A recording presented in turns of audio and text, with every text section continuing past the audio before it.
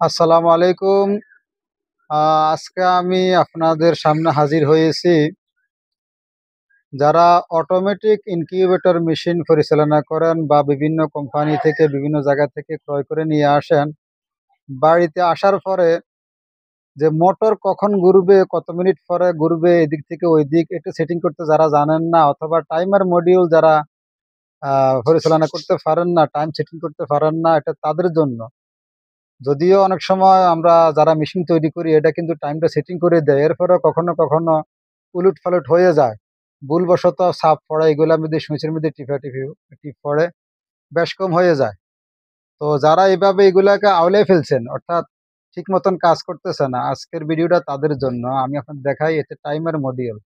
এটা সর্বপ্রথমে ওপেন করতে হলে আপনাদেরকে আহ, একটা মোবাইল চার্জার, এই দেখেন এখানে মোবাইল চার্জার দেওয়া আছে, এরকম একটা মোবাইল চার্জার, এই যে মোবাইলের একটা কর্ড, এটা কারেন্টে লাগানোর পরে আপনারা এটাকে এখানে আমি দেখাই, এই দেখেন খুব সহজে দেখাচ্ছি আমি, এখানে সংযোগ দিয়ে দিবেন।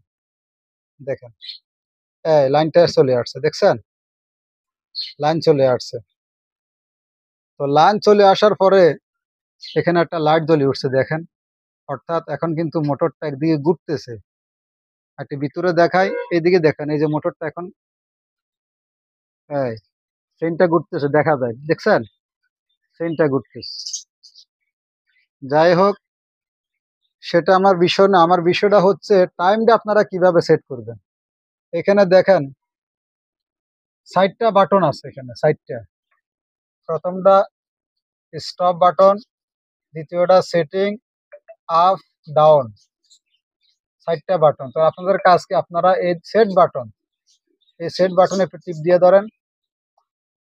এখানে টিপ দিয়ে ধরার পরে কি আসছে, 332, 3.2, এটা আসার পরে আবার আপনারা সেট বাটনে একটা ছেড়ে দিবেন, কি আসছে, ওফি। ওফি ওফি আসার পর এখানে দেওয়া আছে 90। যদি আপনি এটা কমাইতে চান কমাইতে পারবেন কিভাবে, এই দেখেন এখানে আপ ডাউন দুইটা আছে, এখন বাড়তেছে, আমি এটা কমাবো, ডাউনে দিব। হ্যাঁ, আমার দরকার 90, এই 90 দিয়ে দিলাম, 90 সেট হয়ে গেল। আবার আমি সেটের মধ্যে একটা টিপ দিব, ছেড়ে দিব, সিএল, কি আসছে, সিএল। এই সিএল আসার পরও আমি এখানে টাইম কমাইতে পারবো, বাড়াইতে পারবো। এই যে বাড়তেছে, কমতেছে, একদিকে দিলে বাড়বে, আরেকদিকে দিলে কমবে। আমার 90 দরকার, অর্থাৎ 90 মিনিট পর একবার এদিকে, 90 মিনিট পর আবার ওইদিকে যাবে। আমার কাজ শেষ, টাইম সেটিং হয়ে গেল। এবার আমি সেটিং এর মধ্যে আরেকটা স্পেস টিপ দিব, লুপ।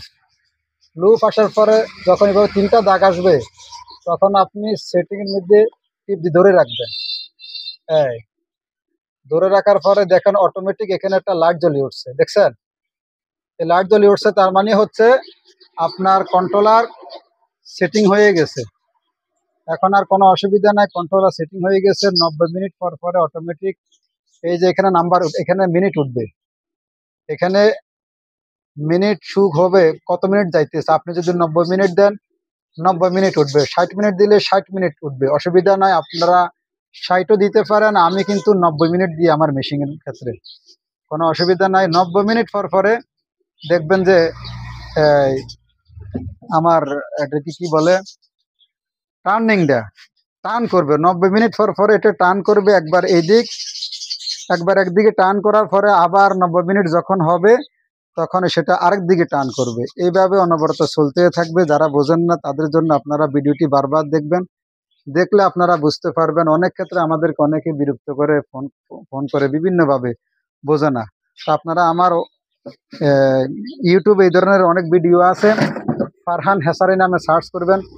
ইউটিউবে ফারহান হেসারি, বাংলাতে ফারহান হেসারি লিখে সার্চ করলে আমার ইউটিউব চ্যানেল পেয়ে যাবেন। সেইখানে দেওয়া আছে, এই যে দেখেন আমি যে বললাম, এখানে টাইম শো করবে 1 মিনিট হয়ে গেছে, এখানে দেখা যাচ্ছে 1 মিনিট হয়ে গেছে। এইভাবে 90 পর্যন্ত যাবে, 90 মিনিট পরে আবার এটা আরেক দিকে ঘুরবে।